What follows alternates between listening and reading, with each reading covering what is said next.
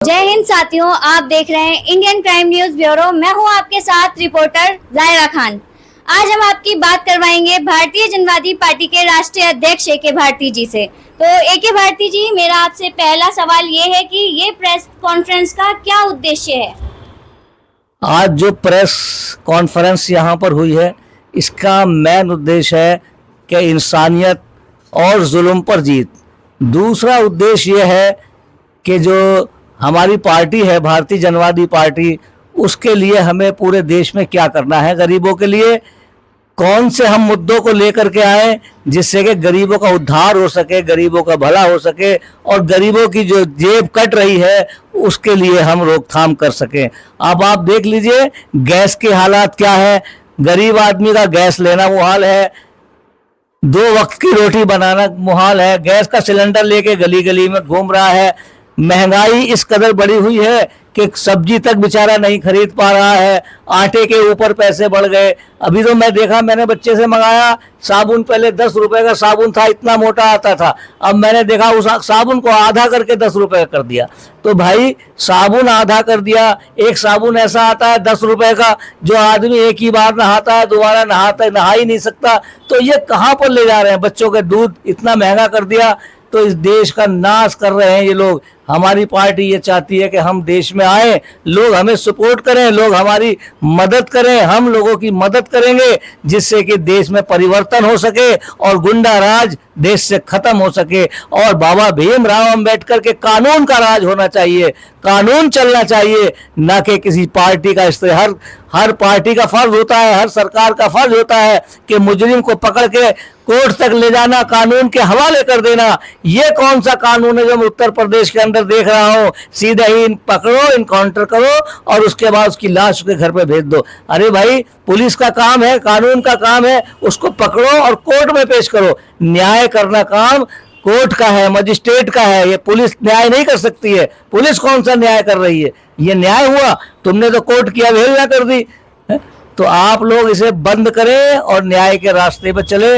हम लोगों को चाहिए, देश की पूरी जनता से मेरी अपील है, गुजारिश है कि आप देश को बचाओ, लूटते हुए देश को बचाओ। जो डाकू देश को लूट रहे हैं, लूट करके खा रहे हैं, सोना बेच के कहाँ ले गए कुछ पता नहीं चला। आप लोग देख रहे हैं ना, सोना औरतों को ऐलान करते हैं, बताते हैं कि औरतों सोना नहीं खरीदना, अब सोना नहीं खरीदना, और खुद क्या कर रहे हैं? करोड़ों रुपए का, अरबों रुपए का सोना बाहर विदेशों में भेजा जा रहा है। अरे भाई, कौन सी जरूरत पड़ गई सोना बेचने की? महंगाई में तो इतनी आग लगी हुई थी, सोना भी बेच दिया, हवाई जहाज भी बेच दिया, हवाई अड्डा भी बेच दिया, रेलवे स्टेशन भी बेच दिया आपने। अरे आगरे का ताजमहल भी बेच दिया, पुरानी दिल्ली का लाल किला भी बेच दिया। अरे तुम क्या क्या बेचोगे? इस देश को बिल्कुल भूखा नंगा करने के बाद ही मतलब शांत बैठोगे? जब तक पूरी जनता के कपड़े उसकी चड्डी तक नहीं उतार लोगे, जब तक तुम शांत नहीं बैठने वाले। एक समय था जब देश सोने की चिड़िया हुआ करता था, आप लोगों ने देश को नंगा भूखा कर दिया। हमारी भारतीय जनवादी पार्टी इस देश के अंदर इनकलाब लाएगी और इनकलाब ला करके तुम लोगों को सिखाएगी, बताएगी कि देश कैसे चलता है। जय हिंद साथियों। मेरा दूसरा सवाल है भारतीय जनवादी पार्टी के सीनियर वाइस प्रेसिडेंट HQS कारी जलीलुर रहमान साहब से। सर, आपकी पार्टी उत्तर प्रदेश विधानसभा 2027 में चुनाव लड़ने की तैयारी कर रही है? देखिए, तैयारी नहीं, बड़े जोर शोर से इनकलाब के साथ तैयारी है। और दिल्ली में भी, MCD में भी तैयारी है, और उसके बाद जहां जहां भी जैसे जैसे इलेक्शन आते जाएंगे, भारतीय जनवादी पार्टी हर जगह तैयारियां पूरी अपनी रखे हुए है और रखेगी, और इंशाल्लाह कामयाब भी रहेंगे। सर, आपकी पार्टी युवाओं, महिलाओं और किसानों के लिए क्या कार्य कर रही है? देखिए, युवाओं के लिए और महिलाओं के लिए जितना झूठे वादे कर के और वो सारे खराब कर रखे हैं, उन पर भारतीय जनवादी पार्टी, जो युवा को चाहिए, उसको चाहिए युवा को तालीम, एजुकेशन पहले, फिर उसको चाहिए उसका रोजगार, फिर उसकी चाहिए तमाम नौकरियां।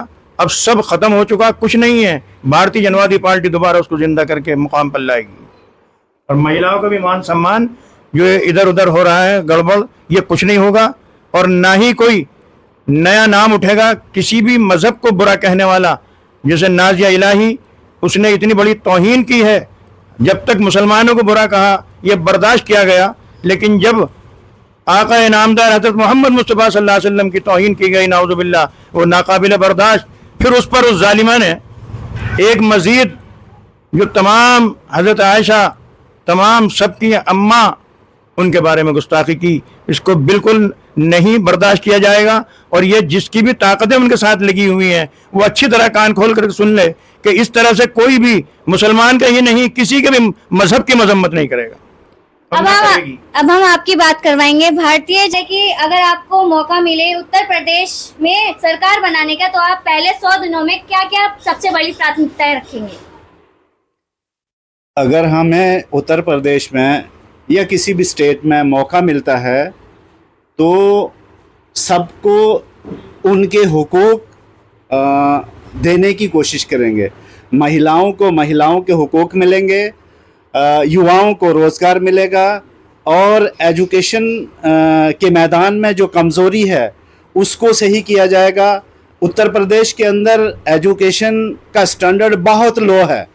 बच्चे जो तालीम हासिल कर रहे हैं बामुश्किल वो 10th 12th करके निकल जाते हैं। हायर स्टडीज़ उनके लिए मुश्किल हो जाता है, इसलिए कि वहाँ का जो नज़्म व नस्क है एजुकेशन का वो सही नहीं है।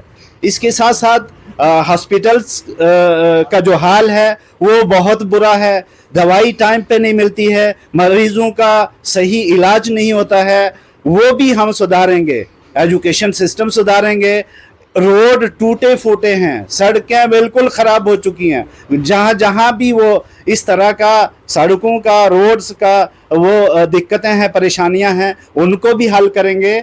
और यूपी को भी एक ऐसा स्टेट बनाएंगे जहाँ जंगल राज ख़त्म होगा, एनकाउंटर जैसी स्थिति जो पैदा की जाती है वो ख़त्म होगी, और वहाँ शांति का माहौल पैदा किया जाएगा। आज उत्तर प्रदेश सबसे ज़्यादा बदनाम है, इसलिए कि वहाँ गरीबों पर जुल्म होता है, बेगुनाहों को जो है मारा जाता है, ख़त्म करने की कोशिश की जाती है, उनके साथ अदलो इंसाफ नहीं किया जाता है। हमारी सरकार आती है तो उत्तर प्रदेश में पूरी तरह अदलो इंसाफ किया जाएगा और सुख, चैन और शांति की ज़िंदगी लोग गुजार सकेंगे। शुक्रिया सर।